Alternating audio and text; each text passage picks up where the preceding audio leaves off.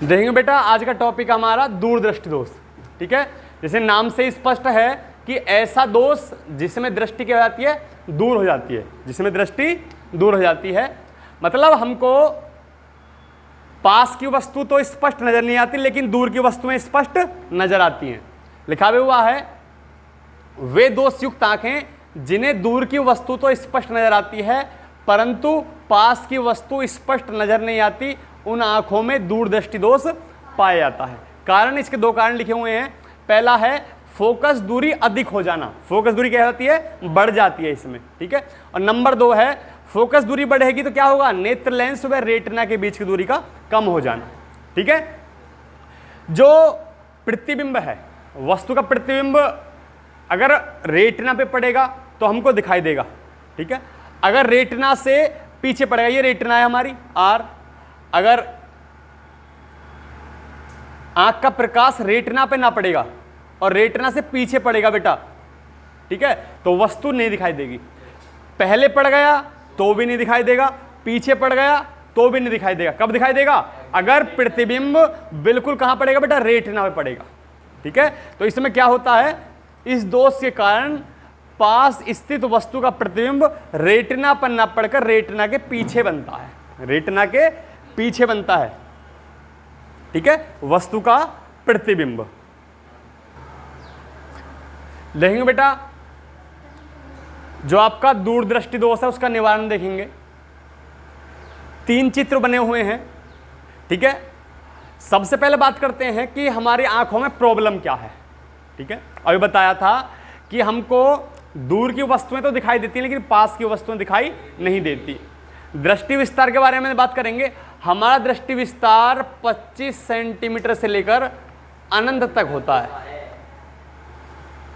ध्यान समझेंगे, 25 सेंटीमीटर से लेकर अनंत तक होता है।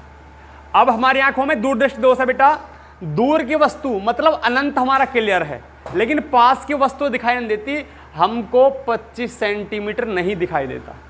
ठीक है, ये प्रॉब्लम हमारी। ठीक है, ये स्वस्थ आंख है बेटा, इसको 25 सेंटीमीटर पर रखी वस्तु साफ दिखाई दे रही है।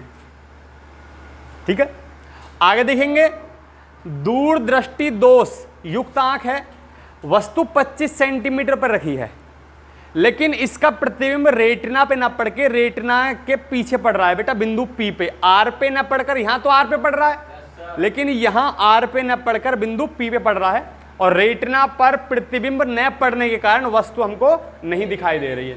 ठीक है, अब हमने इसका निवारण किया और उत्तल लेंस का यूज किया। ठीक है, अब ये बिंदु O है 25 सेंटीमीटर पे रखा है बेटा और इसको बिंदु N पे दिखाई दे रहा है। अब N क्या है इसके बारे में बात करते हैं। अब 25 सेंटीमीटर पे इसको नहीं दिखाई देता। ठीक है, मतलब इसके निकट बिंदु की प्रॉब्लम है, दूर बिंदु क्या है बेटा, क्लियर है।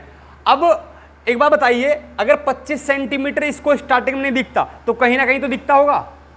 ठीक है, मान लेते हैं इसको 25 पे ना दिखकर 50 सेंटीमीटर से दिखना स्टार्ट होता है, 50 सेंटीमीटर के बाद दिखता है और 50 सेंटीमीटर से उल्ली तरफ नहीं दिखता। प्रॉब्लम 25 सेंटीमीटर की है। ठीक है, इसका दृष्टि विस्तार क्या होगा बेटा, 50 से अनंत तक। अब प्रॉब्लम क्या सोल्व करनी है हमको, जो 25 से 50 तक, 25 से 49 तक की प्रॉब्लम हमको सोल्व करनी है। ठीक है, 25 सेंटीमीटर की। अब जो 50 सेंटीमीटर है ये इसका निकट बिंदु हो गया बेटा। पहले निकट बिंदु क्या था, 25 सेंटीमीटर, लेकिन निकट बिंदु क्या हो गया बेटा, दूर हो गया। 25 ना होकर क्या हो गया बेटा, 50 हो गया। इसका निकट बिंदु क्या है बेटा, 50 सेंटीमीटर। तो ये जो N है ये 50 सेंटीमीटर बेटा, क्या है, 50 सेंटीमीटर निकट बिंदु है और O क्या है बेटा, ये 25 सेंटीमीटर है। ठीक है, तो यहां लिखा हुआ है इस दोष के निवारण के लिए एक ऐसे उत्तल लेंस का प्रयोग करते हैं जिसके द्वारा निकट स्थित वस्तु मतलब 25 सेंटीमीटर O की बात चल रही है।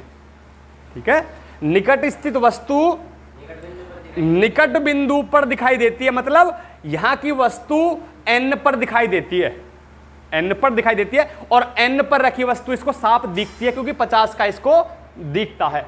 और जैसे ही वस्तु इसको N पे प्रतीत होगी इसका प्रतिबिंब सीधा रेटिना पे पहुंचेगा और आंख को जो वस्तु है दिखाई देने लगेगी।